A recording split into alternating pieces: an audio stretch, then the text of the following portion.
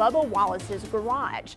Wallace just tweeted out this image showing all racers behind him at Talladega Superspeedway with the caption "Together." Now, just before the race there, the entire league of racers marched together to push Bubba Wallace's car in an effort to show unity. Richard Petty is also tweeting out images of the moments leading up to the race. He captioned his photos, "Compassion, love, and understanding." Now, that news was found at Wallace's Talladega garage, where yesterday's race was supposed to take place. Of course, it was postponed and is happening today. Hours after the race was postponed, that news was found. NASCAR voted to find the person responsible and ban them from the sport. Wallace is NASCAR's only black driver. Now, just 2 weeks ago, he pushed for the sport to ban Confederate flags from flying at speedways. NASCAR approved that ban, but has not said how they will enforce it. Wallace races for Petty Motorsports, and Richard Petty released a statement saying he's, quote, enraged by the situation. His statement went on to say there is absolutely no place in our sport or society for racism. This filthy act serves as a reminder of how far we still have to go to eradicate racial prejudice, and it galvanizes my resolve to use the resources of Richard Petty Motorsports to create change. Now, the governor of Alabama, Kay Ivey, released a statement moments ago and said, while the important conversation of racial reconciliation is ongoing all over our country, it is clear there is much work to do.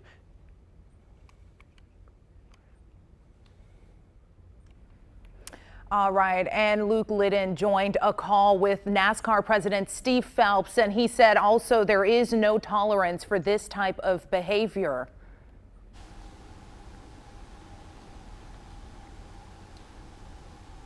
Yeah, absolutely not. You know, I still can't wrap my head around why someone would ever do this, ever. And Phelps actually echoed that same sentiment during his media call earlier today, but he was far from the only one doing exactly that. In fact, there was an outpouring of support from dozens of NASCAR drivers with what happened inside Bubba Wallace's garage last night. Now, William Byron tweeting out, "I can't believe something like this could happen, and the hate that one must have to do this," while Jeff Gordon chimed in saying, "There is no place for racism. I am outraged and saddened by the actions at Talladega Superspeedway, while the ultimate consequences still await whoever did this." We will do everything in our power to make sure that whoever has committed this act comes to justice and comes to light. We're going to use every effort we can to determine who has done this, whether it's a single person or multiple people, and they will be banned from this sport for life. There is no room for this at all, and we won't tolerate it, and they won't be here. I don't care who they are, they will not be here. We've barely touched the surface, though, in regards to the support Bubba Wallace has received to this news that it broke last night, including a very powerful moment of solidarity and unity with the entire sport of NASCAR before the race began at 3 p.m. We'll touch more on that coming your way at 5, 6, and, of course, 11 o'clock later tonight. The NCAA has announced recently that championship events will not be held in states where the Confederate flag, they say, is present and presented in a prominent manner. Right now, the state of Mississippi is the only state that would be impacted by the association's policy. It has the only state flag, which includes a portion of it as the Confederate flag. The NCAA hosts 90 championships in 24 different sports annually. The association president, Mark Emmert, said this decision reflects the organization's commitment to support all student athletes. Just before the NCAA's announcement, the SEC warned Mississippi to change the state flag or risk the loss of host rights for championship events. I asked you on Facebook your thoughts about this, and a lot of you sounding off on both sides of this issue. Now let's start with David Hastings, who says, "Good move. I support their decision. We don't need any more Confederate flags flying or being displayed in any way in this country." Leanne Manga says, "I find it very sad that people want to erase history. They need to have a history lesson." Laura Hensley says, "Good. It's way past time to move on from the Confederacy." Judy Triplett says, "I think everyone should read the true meaning behind this flag. Just my opinion. Not going to discuss it anymore. No argument from me." Terry Nelson says, "I agree with the NCAA. Images of intimidation of a particular race should not be allowed." And Tim Hayes said, I couldn't care less about the NCAA. Obviously, folks sounding off about this and pretty strong on either side. And I knew when I posted this today that we would fill up, and the comments are still building on my Facebook page. And I hope that, when we start these conversations, that there is a level of understanding and a level of listening that is happening on both sides. Did you find that on your Facebook page, or was it people just kind of putting their 2 cents and leaving? So it was a little bit of both. I mean, I did see people who would just post a comment and say, I'm not discussing it anymore. And I think that was their way on social media of saying, I'm going to say this and then I'm out, because otherwise you would see people start to go back and forth with each other and it can get a little heated. We'll see that sometimes just in our Facebook page when we're broadcasting live, even during the show. Yes, certainly not the first time either that the NCAA has taken a stance on a topic like this. As we are all well aware, they pulled out events from North Carolina after House Bill 2 was passed a couple of years ago. Yeah, that's true. And this is one that's, we'll see how all this shakes out. But right now, Mississippi, the only state that would be affected. All right, Eric, thank you. Well, today, healthcare workers in the Triad took a stand to show solidarity for the Black Lives Matter movement. A White Coats for Black Lives demonstration happened today in front of Novant Health Medical Center. Employees took a moment of silence and kneeled in support of justice for Black lives. Officials with Novant say they support the workers' movement at other health facilities. They say healthcare workers are there to save lives, and Black lives are part of the community. Well, there is a new mural in Greensboro promoting unity. The mural reads, "One Love." You can find it on Davie Street downtown. The artist says the goal is to encourage unity in communities during difficult times.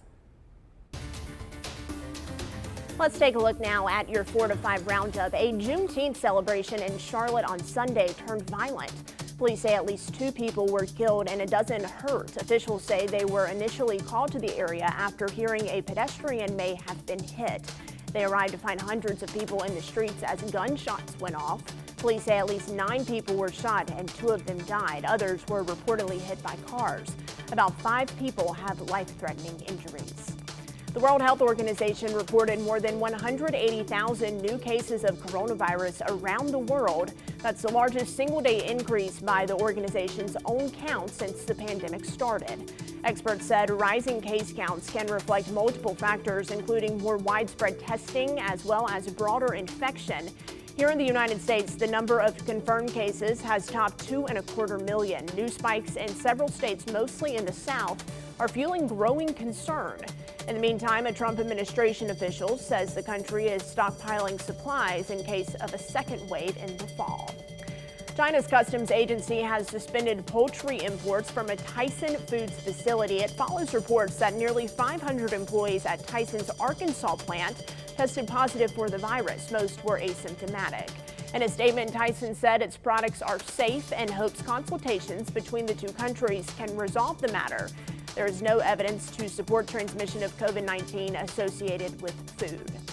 And the Guilford County courthouses are reopened today. The courthouse closed a few weeks ago after 2 employees tested positive for COVID-19.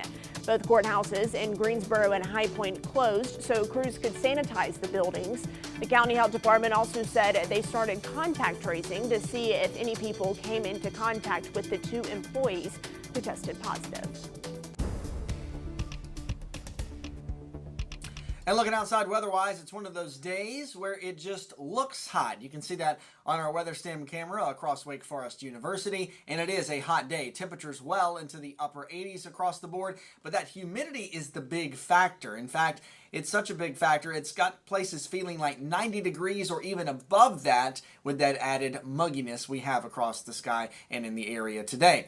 On the radar, things are quiet. We do have some storms in the southwestern portion of the state really moving into the mountains, but for the most part, we do stay dry as we go through the evening hours. We'll have an isolated shower or storm chance somewhere, but it's not going to be widespread. A better chance for that comes tomorrow. Temperature-wise, we're not going to get all that cool tonight. We're going to stay in the 70s, maybe some upper 60s in places under partly cloudy skies. Your planner for Tuesday, it's hot and it's humid again. We have a better chance of getting some of those scattered showers and storms in the afternoon. Some of those could be strong or severe, but it's a hot and it's a muggy 7-day forecast.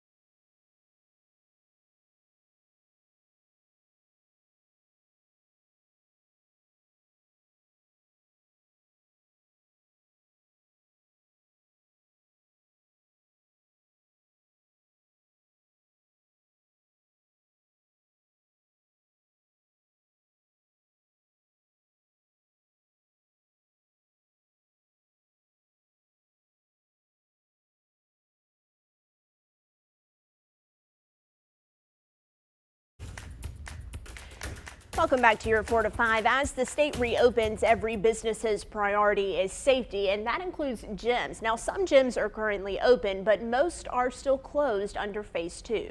One Greensboro gym is taking extra steps to prepare for workouts under phase 3. AWOL fitness owner Lynch Hunt says his gym will have temperature checks, multiple hand sanitizing stations, and a touchless check-in. The fitness center has 18 10-foot by 10-foot spaces sectioned off, so each person has their own individual space to work out in. Each box, as we'll call it, or zone, has all the equipment needed for the workout, including monitors, so you can follow along with the trainer who is leading the class from another room. We're trying to stay in compliance with social distancing with everything that we do. So we even kept our trainer in an entirely different room, and he's going to do the same thing that he's been doing the whole entire time that COVID was in place, where he's going to be training virtually. So he's in another room, and the people in the gym are in their 10 by 10-foot boxes following him on the monitors that we've placed all around the gym. Hunt says the setup is also great for anyone not ready to go back to the gym. AWOL live streams each class on Facebook or Zoom for anyone working out at home. When COVID came, we were in a need to still provide our service to our clients. And we service a demographic that wasn't going to be able to continue to pay us in the time that they weren't getting our service. So our focus was on retention. We had to figure out a way to go from a brick and mortar to an online business in a matter of, like 7 days. And Hunt says a typical Zoom workout draws around 100 people. AWOL expects to reopen this weekend. Now, there are some new policies in place for the gym. People enter through the front door and leave through the back door. And 30-minute classes happen every hour on the hour to give coaches 30 minutes to clean in between classes. You can take a virtual tour of those upgrades. Find this story on WFMYnews2.com. I was watching one of the videos and there was a clip, everyone was doing burpees and there's a young child with his maybe mother doing the workout too. So it's kind of a family thing, for a lot of these people working out together at home. And I think even when the governor gives the go ahead for these gyms to reopen, working out is going to look a lot different, maybe similar to the AWOL setup that we're seeing in this story, Taheshah, because people still won't feel safe or comfortable being too close, even when they do get the green light. And one thing he said too was everyone has their own equipment and this is going to be theirs for the entire class. And I think that's going to have to be a business model, that gyms are going to have to adapt to potentially follow in line with these guidelines should we enter phase 3. Yeah, and a round of applause for all of those small businesses, all of those gyms who have had to shift, like Coach Hunt said, to a virtual business model. This is not an easy thing to do, but we've seen several locally owned gyms in our area do that. So thank you to them for continuing to think of the customer. Right, and it's a community a lot of times when you go to the gym. So even though you're not able to work out with each other in person, still having that community online, definitely beneficial throughout these months. Keep chatting with us on the WFMY News 2 Facebook stream and we'll comment right back.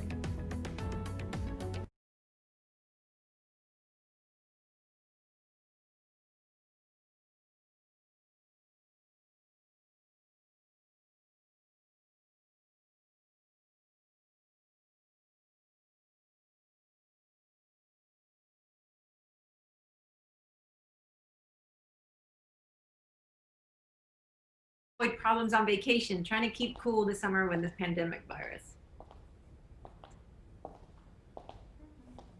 Yes.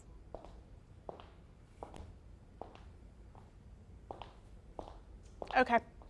Hey.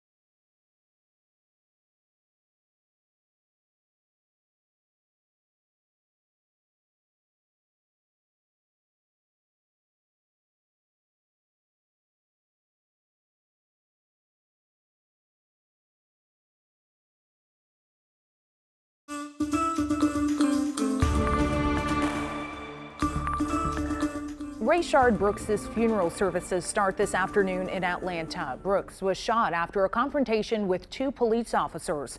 Both officers are now facing criminal charges.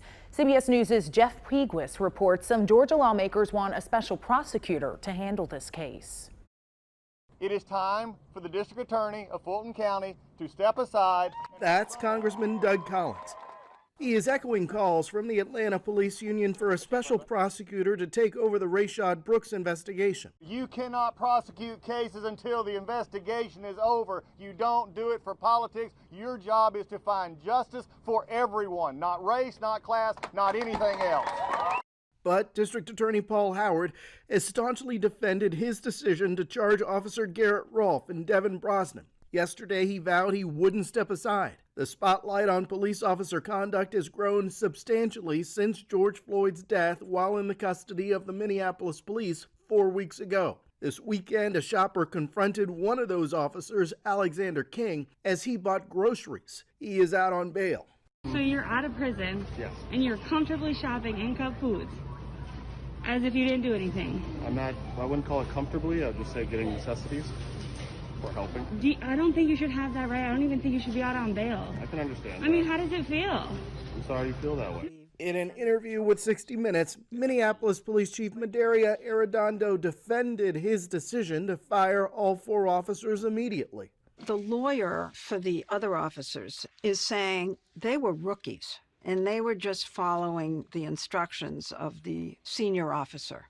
I don't craft policy or make policy based on years of service. I expect, and our community expects, your humanity and your moral compass to rise above. And so if you fail to intervene, either verbally or physically, to me, you're complicit. Meanwhile, the county detention center where Derek Chauvin sits in jail is now facing discrimination charges of its own. 8 officers of color say they were prohibited from entering or working on the floor where Derek Chauvin was being held the day he was arrested. The Ramsey County Jail Superintendent said the decision was reversed because of the need to support employees possibly traumatized. Stay with us. We'll be right back.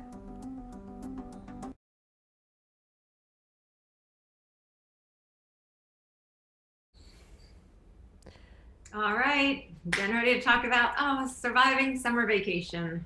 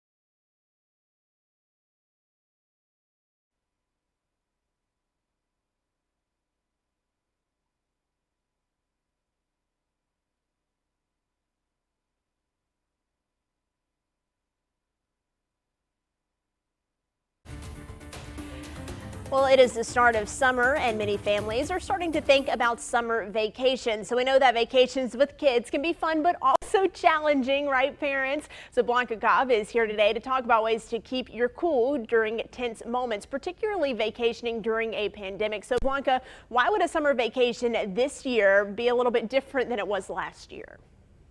A lot of people don't have a lot of patience right now. People have been cooped up for the past couple of months, few months, and with the pandemic and the economy crisis and with the social unrest, people just their patience is low. And also there's a lot of differing opinions about what is safe and what isn't. There are people who are very polarized, who should be wearing masks and if people should not be wearing masks, and then also social distancing. Again, that is polarized. Some people believe in it and some people don't. And also when people have low patience, they're also leaking negativity in their own body language. So even if you are wearing a mask, you can still see some anger in the eyebrows or how someone might turn their body away or even lean towards you. And how can that affect families, especially with kids? Well, it affects families in two main ways. And one is when children might see other kids on vacation with their families who aren't following the same rules as your family, and they might start having questions or even challenging you. And also, again, with the different opinions, there could be some adults or some people out and about, and if your child were to get too close, or your child is or isn't wearing a mask, I should say, then that could cause some problems. And so there can be tense moments between adults and parents. There can be tense moments between a parent and a child. Blanca, is there a way to minimize the problems associated with that? Yes, particularly with your own children, have a conversation and talk about what your family rules are and how you're going to practice social distancing and wearing masks. What does that mean for your family and what are you going to do? And let your children know that different families have different rules, so they might see something different, but it's not going to change what your family does. And also, when it comes to your children, think about times that they are really active and how you can just avoid problems. So if your child is very active in the morning, that's the best time to get them to a location where they can run more freely and not have to worry about social distancing or mask wearing if that is your choice. Also, when it gets really hot, and a lot of people like to hit the beach during the summer, children might start pulling off that mask when they get hot and sweaty. A good way of preventing that is when you notice them getting really heated up, just because it's hot outside, maybe that's a time to take a break and refresh and get cooled down. Yeah, Blanca, certainly a few more things to think about this summer as we vacation. Thank you so much for your insight. And Blanca just mentioned it, the weather, hot and humid. Christian, is that expected to stick around? Well, I'll tell you what, it's just one of those days where it looks hot outside, and of course, you already know that it feels hot outside, but the mugginess is really the big difference maker. We're in the upper 80s across the Triad right now, but because of all that humid air, it feels like it's 90 or even above 90 in some places. On the radar, we are dry across the Triad, but there are some storms down to our southwest, and we'll keep an eye on those as we head through the evening hours. If they can hold together, they may make it to the Triad later this evening. High pressure to our south, pushing in warmer air and much more muggy air for the next couple days. Tomorrow looks like our best chance to get some scattered storms. Some of those could be strong, but a cold front comes through on Wednesday and actually dries us out. We'll get a little bit of a break from the humidity, and temperatures will be back in the mid-80s. Tonight, not going to get all that cool. We'll drop down to around 70 degrees for the overnight low, and for your Tuesday, it's hot and it's humid again. Temperatures in the upper 80s, of course, watching the radar in the afternoon and evening hours for some of those scattered storms, but it's a hot and it's a muggy 7-day forecast. Summer is summering. 4 to 5, we'll be right back.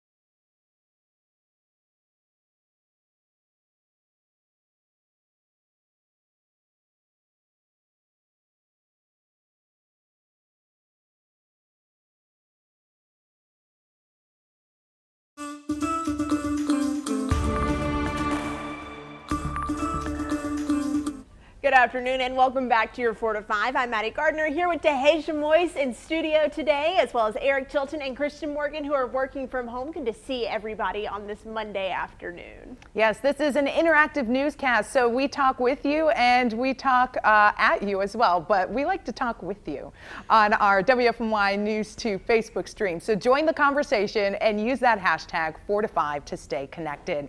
In the meantime, let's connect you with the world around us with your 4 to 5 roundup. We're learning more about a suspected terror attack in the UK. British officials now say an American, Joe Ritchie Bennett, originally from Pennsylvania, was among the 3 people killed. Authorities say a person stabbed 3 people to death and injured 3 more at a park in Reading, England. Police took 25-year-old Kairai Sadala into custody after tackling him to the ground. The Libyan refugee was known to British intelligence prior to the attack. After police raided his apartment, the stabbing was declared a terrorist attack. No word yet on a motive.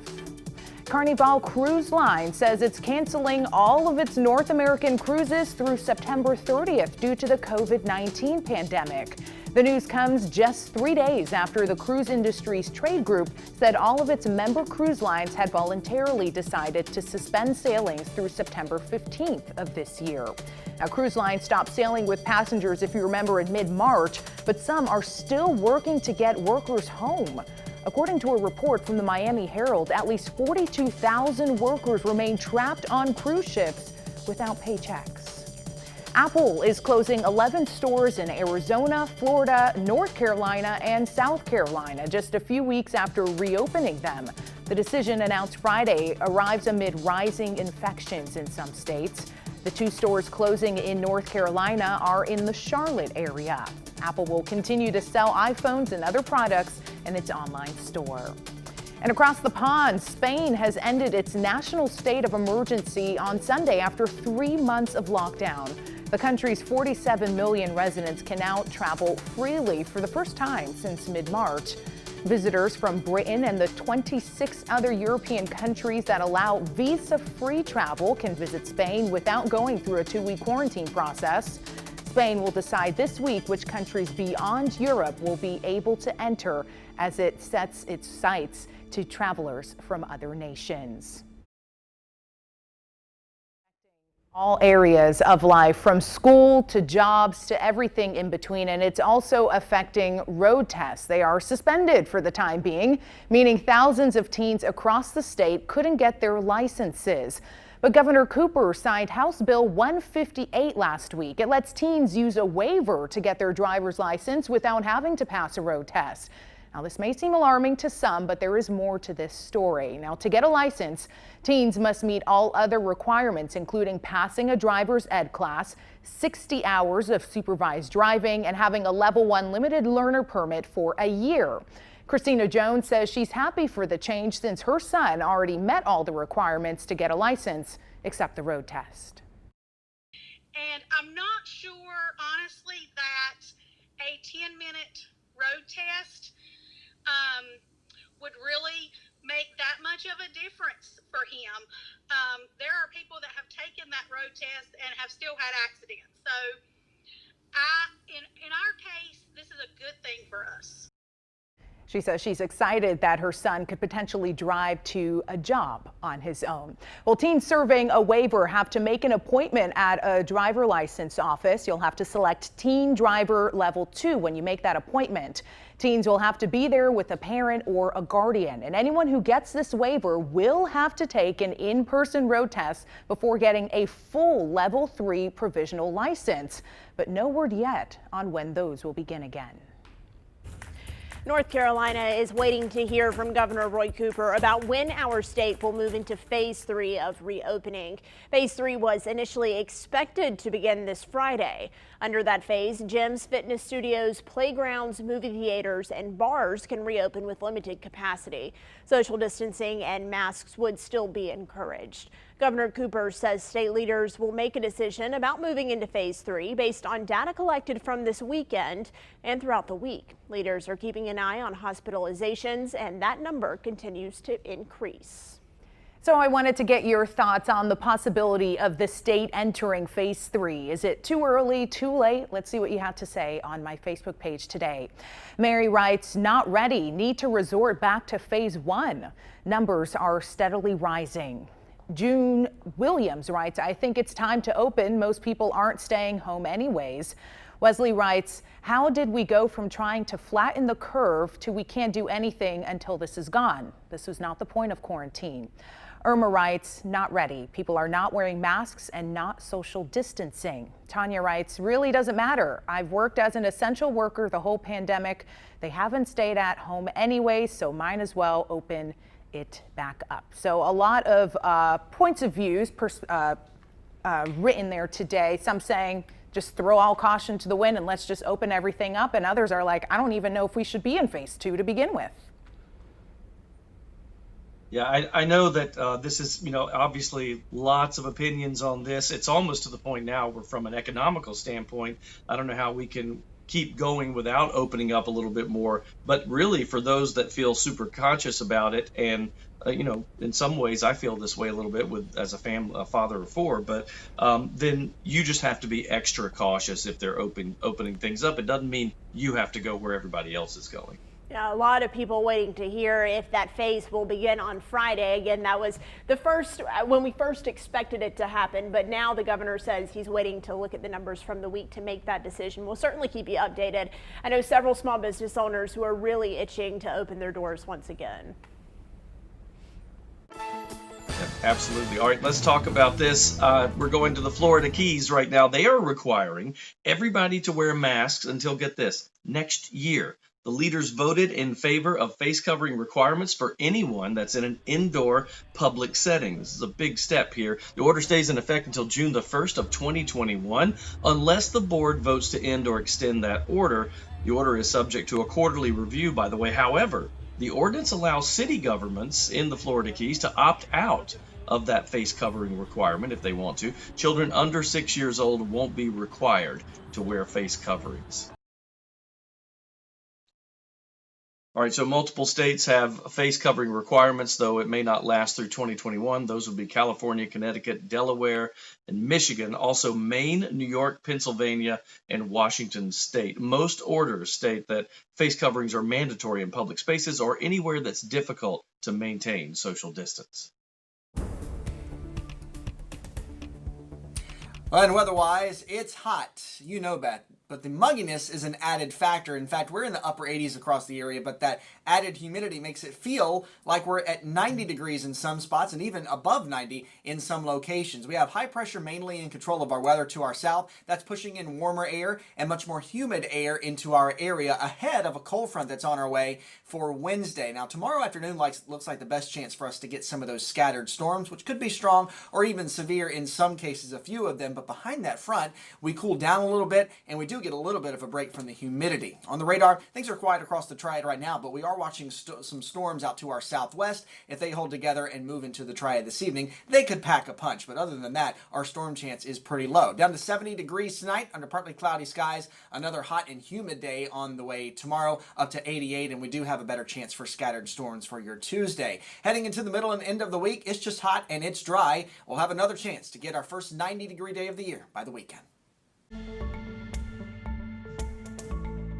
Well, an update now to a previous story we talked about back in May. You may remember the local chapter, the Daughters of the Confederacy. They filed a lawsuit saying that it was illegal for the city of Winston-Salem to remove that Confederate statue in downtown Winston-Salem. Well, back then they said the statue belonged to Forsyth County.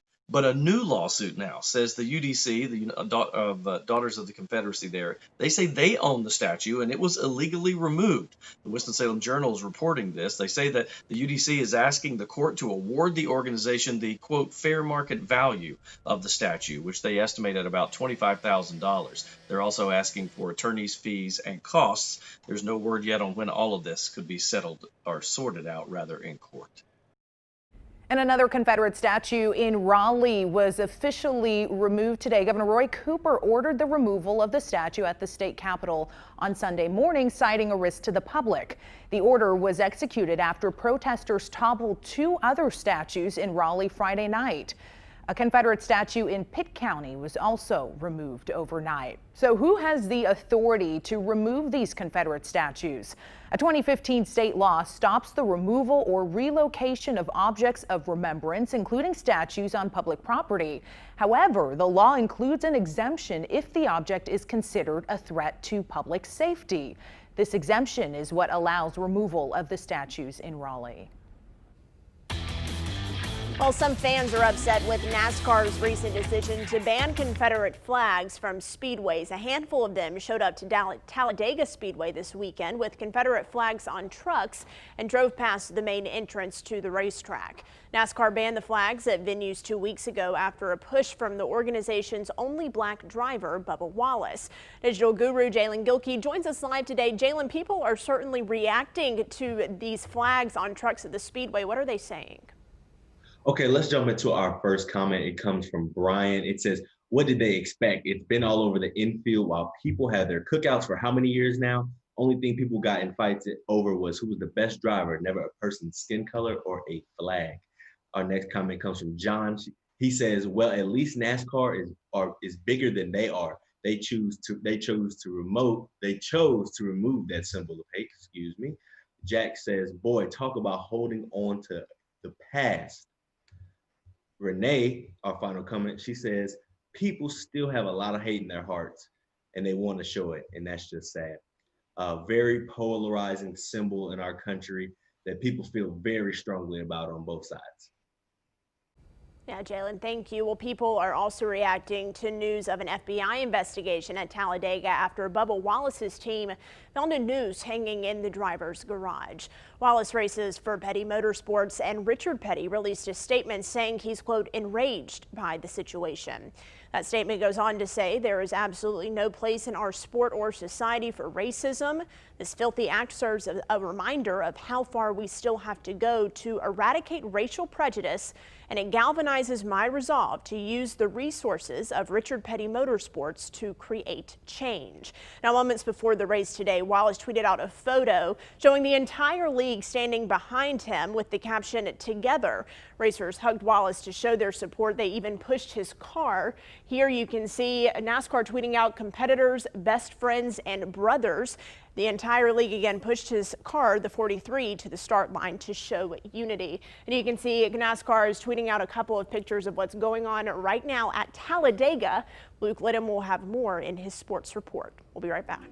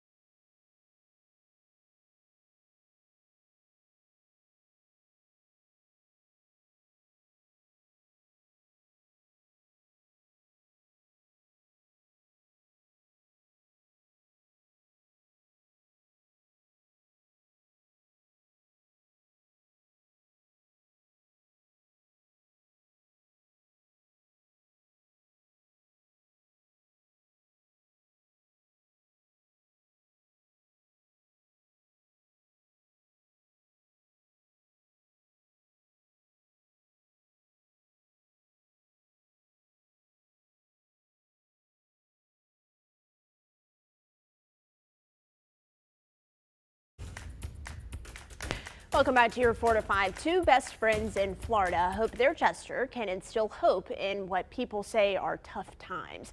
Dante Palmer and Brian Maddern are best friends. Palmer is black and Madden is white. And they wanted to show their community that they're just two dads who can bridge the racial gap. The two set up a free roadside barbecue to show how they identify with each other as dads and not a particular race. Of course, they did this yesterday on Father's Day. We didn't grow up the same way. We came from different backgrounds, but we've always found each other and we always respect each other. And we hope that it does cause people just to ask questions and sit down and maybe have a conversation you normally wouldn't have. The two dads said they may be planning more events in the future to get people thinking. And weather-wise, it's another hot and very summer-like day. Temperatures in the upper 80s across the board, but that extra humidity in the air makes those temperatures feel like 90 or even above 90 in some locations. We have high pressure center to our south. That's pushing in the warmer air and the much more muggy air, at least for 1 or 2 more days. Then we have a cold front coming our way by the time we get to Wednesday. That's going to drop our temperatures back to more seasonable temperatures in the mid-80s, and we also get a little bit of a break in the humidity heading into the end of the week as well. On the radar, things are quiet across the triad, but there are some storms out to our southwest moving into the mountains of North Carolina that we'll keep an eye on. They could hold together and make it to the triad this evening, but the better chance for storms is going to come tomorrow afternoon. Some of those storms could be strong or maybe even severe in some cases. Temperature-wise tonight, not going to get all that cool. We'll drop down to around 70 and it will still be muggy. For Tuesday, it's also another hot day with temperatures in the upper 80s. We stay hot, but mainly dry over the next 7 days, warming up close to 90 again by next weekend. Vacations may look a little different these days, but they can still be just what the doctor ordered. Today, Eric Chilton talks about how his family vacation helped to keep everything in perspective. So we're all stressed out, right? We're all stressed about whether it's coronavirus or issues in our country and the elections coming up. Just lots of pressure on everybody. Well, guess what? Coastal lovers, I know you're out there with me. Salt Life stickers all over the place on cars and items. Heck, I even saw Salt Life beer recently. Didn't know they even made that. The coast can give you a break. If you're a coastal lover like I am, my family went on a vacation. Take a look. We had so much fun. You know how the days go. You get up early, you have something to eat, you pack up about mid-morning, you go to the water. There's something about watching your kids play in the sand and the surf that is so cool. They have so much fun. And at the end of the day, you've got that warm feeling because you've been out there and you've gotten some sun during the day. You come back in, you eat a great seafood meal, and then of course that shower right before to wash the beach off. You feel great. And you sleep pretty good too. I honestly believe there's something to the old saying that says the beach and the ocean can actually be a healer. And don't we need that during times like this? The pictures of my family having so much fun at the beach every year mean the world to me. We got to do it recently. I recommend it to you as well.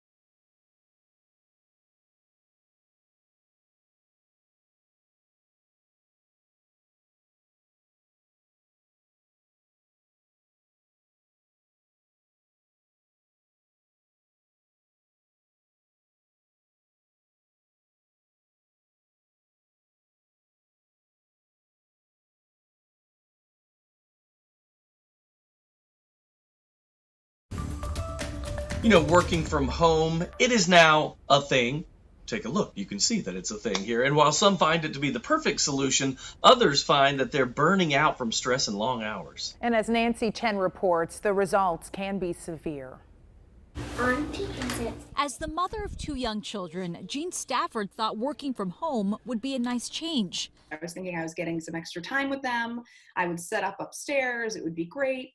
But after 2 weeks of working remotely for a Massachusetts publishing house while juggling her family's needs, she started to feel the strain. A few days I would be fine and working fine and everything would be fine. And then on, say, like a Friday, I would feel like I couldn't even deal. Couldn't get up that day. Couldn't, get dressed. Couldn't put a smile on. Stafford says she was burnt out, a condition doctors are seeing more than ever among people working from home. They feel a sense of hopelessness and they feel a sense of pessimism. It's almost like this idea like it doesn't matter. Whatever I do, no one's going to appreciate it. Without a commute to separate home life from the office, it can feel like the workday never ends. Many employees are working harder with longer hours to prove their productivity. So I think it's really important to check ourselves to say, if I'm writing that extra memo, if I'm going the extra mile, did somebody actually ask me to do that? Or is that something I've invented in my own head that I need to do that? In a recent survey, more than 50% said they're experiencing burnout while working from home. And health experts are concerned the condition can lead to depression. When that starts to bleed over into other aspects of your life, where you stop experiencing pleasure or joy, I want you to start thinking about depression. To prevent that, Stafford is trying to put less pressure on herself as both a worker and a mom, and to take life's challenges one day at a time. Nancy Chen, CBS News, New York. Coming up on WFMY News 2 at 5, leaders around the nation are considering the removal of Confederate statues as protesters continue to tear them down as a safety precaution. Confederate monument debates has reached Alamance County, where leaders want a monument in Graham to stand as a symbol of Southern heritage. We're digging deeper into who has the power to remove these statues on WFMY News 2 at 5.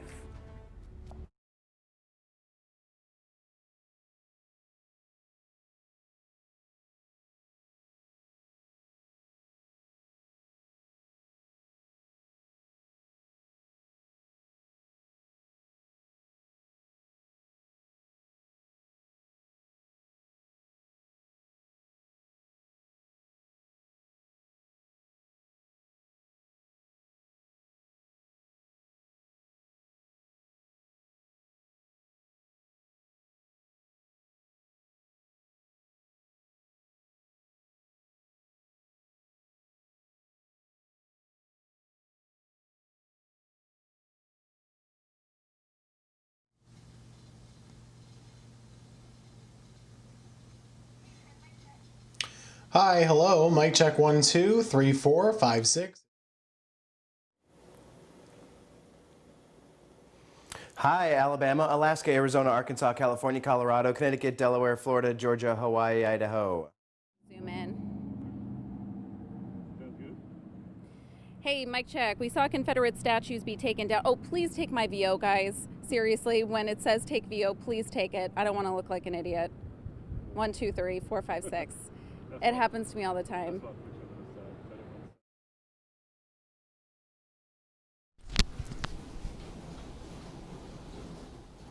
Hey, I echo that same sentiment that Jess just said. When it says take VO, please take it. Mic check 1 2. Happy Monday, y'all.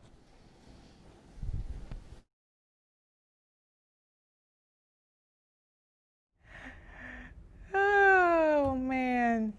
I don't have any VOs to take. Mic check 1 2 3 4 5 6 7 8 9 10. I did see the breaking news, yes.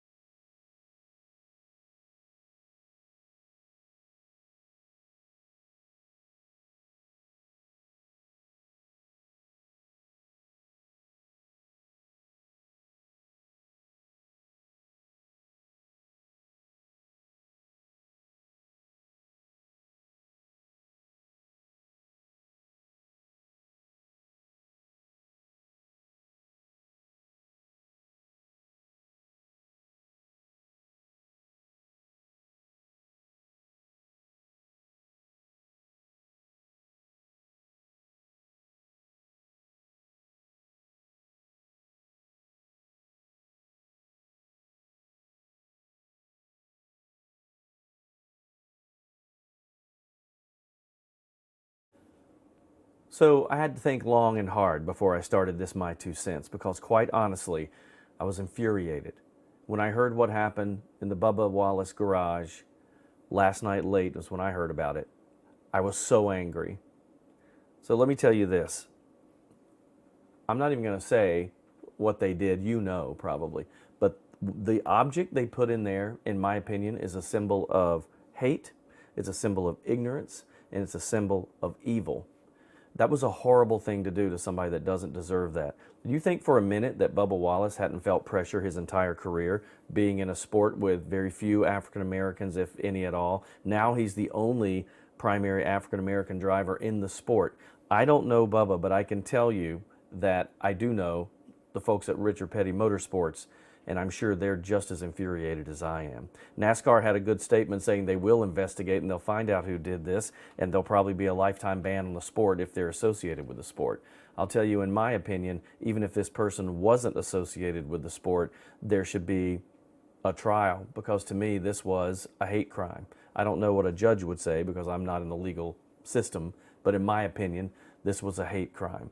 Bubba Wallace has been under a lot of pressure, and he's always said, I gotta stand tall, and now he has to do that more than ever. I'll tell you what, Bubba, what happened last night when I heard this late, I just found a new favorite driver in NASCAR, and I'm gonna go out and buy some 43 gear, because I think Bubba should stand tall, should stand strong, and stand together, because not everybody, Bubba, feels the way that person did that did that horrible thing. And that's just my 2 cents. And that's your 4 to 5. WFMY News 2 at 5 starts right now.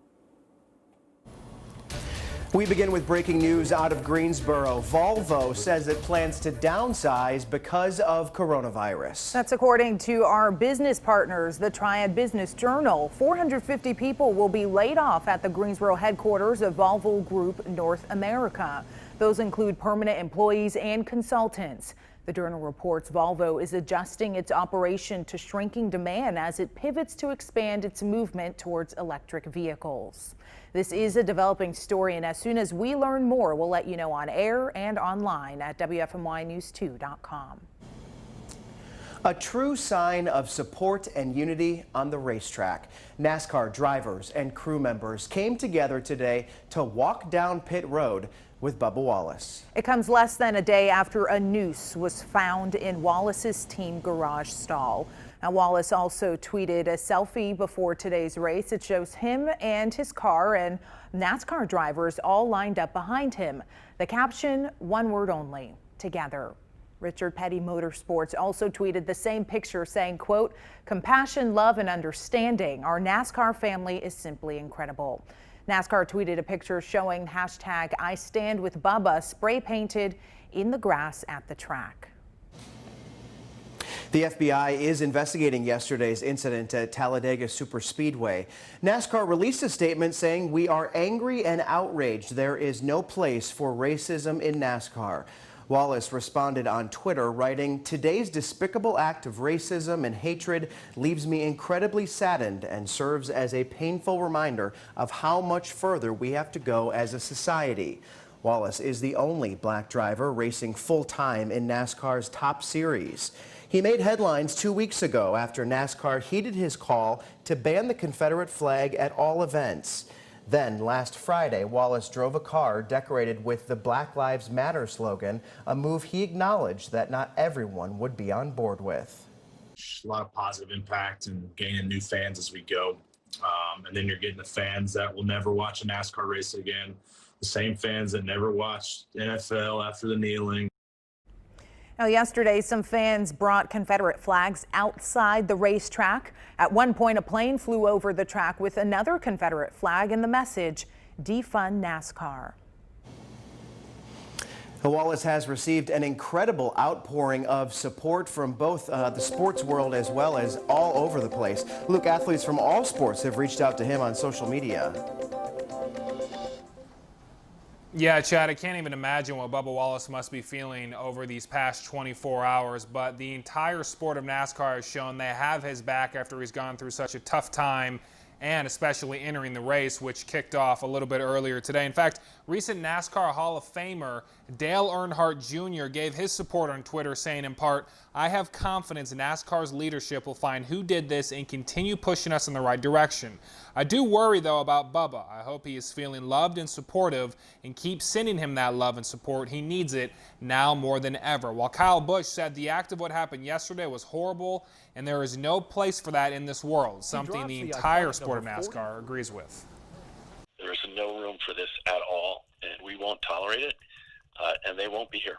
I don't care who they are, they will not be here. I had the opportunity to speak with the King this morning. He and I met in person, and he is resolved and his team to figure out how we work together to get this solved and figure out who the person is who did this act. We will hear much more from the world of NASCAR about this upset of news coming up during 6, and hear much more from the NASCAR president as well in just a little bit. So be sure to keep it right here on WFMY News 2. Many of you are responding on our Facebook page. Mary says, "You will more than likely find out it was someone in his own area." Robin says, "I don't believe this story. There is very little trust in the country, and I wouldn't even believe pictures." Audrey says, "You're an amazing NASCAR driver, and our son, who is biracial, looks up to you and a lot of other people in our community and around the world. He just not understanding what is going on, and he thinks everybody around us being ignorant right now." You can read more about this incident on our website. For full coverage, head over to WFMYnews2.com.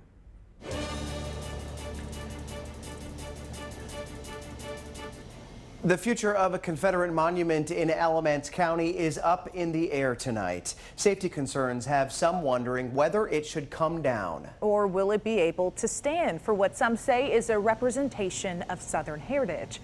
WFMY News 2's Jess Winter spent the day trying to find out who is responsible for making this decision. We saw Confederate monuments being taken down by force and by choice this weekend in Raleigh. So what does that mean for the Confederate soldier in downtown Graham that is right in front of the old county courthouse? Well, for the time being, it is standing still. It is staying where it is. We did see some unrest over the weekend from protesters. Graham police said it did lead to 2 arrests. This after Governor Cooper executed the removal of several state-owned statues in Raleigh, citing the protection of public safety. This was not a statewide order. Crystal Ortiz started a petition on change.org. She says all Confederate statues should have been a part of that order.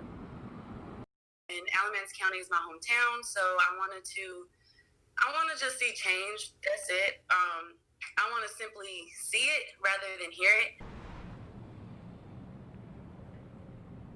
I talked to Alamance County Vice Chairman Bill Lashley, who says it's out of their hands. Alamance County commissioners do not have the authority to take down the Graham Monument. Lashley says the governor doesn't either, since it's owned by the United Daughters of the Confederacy. Still, County Manager Brian Haygood wrote this email to commissioners urging its relocation, saying he believes the controversy surrounding the monument will come to a point where Alamance County deputies will have to choose to use potentially deadly force in lawfully protecting it. Now, Graham Mayor Jerry Peterman says a 2015 law protects this monument, and he says that the only way that the governor could take it down is to repeal that 2015 law, and the governor has tried to repeal it in the past and failed. Jess, thank you. As we mentioned earlier, Governor Cooper ordered the removal of 3 Confederate statues in Raleigh over safety issues. Protesters started tearing down one of them on Friday. Crowds hung one of the Confederate soldier statues from a nearby street light later that night. Several officers were hurt in an initial attempt to stop the toppling of the statues. Crews are still working to take down the remainder of the statues. 3 people died and 11 others were hurt when a Juneteenth celebration in Charlotte turned violent. Charlotte police say they responded to a car hitting someone around 12:30 this morning. When the ambulance got there, police say someone fired shots into the crowd. 7 people were shot, 5 others were hit by cars. 2 are still in the hospital tonight. Officers believe someone shot more than 100 times during the incident, but yet not one witness has come forward. Back here in Greensboro, work continued on the Greensboro Street mural project. The mural will display the words "One Love" once completed. It's going to be located on Davie Street, right in front of the Greensboro Cultural Arts Center. Greensboro artist Philip Marsh is spearheading this mural project. Several murals across the nation and even in Winston-Salem, murals have popped up in the wake of high tensions in America due to police brutality. The latest coronavirus numbers from the state show a decline in new daily cases and a near record high for hospitalizations. There are now more than 53,000 confirmed cases, including almost 37,000 recoveries. Since yesterday's update, 3 more people died, bringing the number to 1,223. 870 people are in the hospital, the second highest since the pandemic.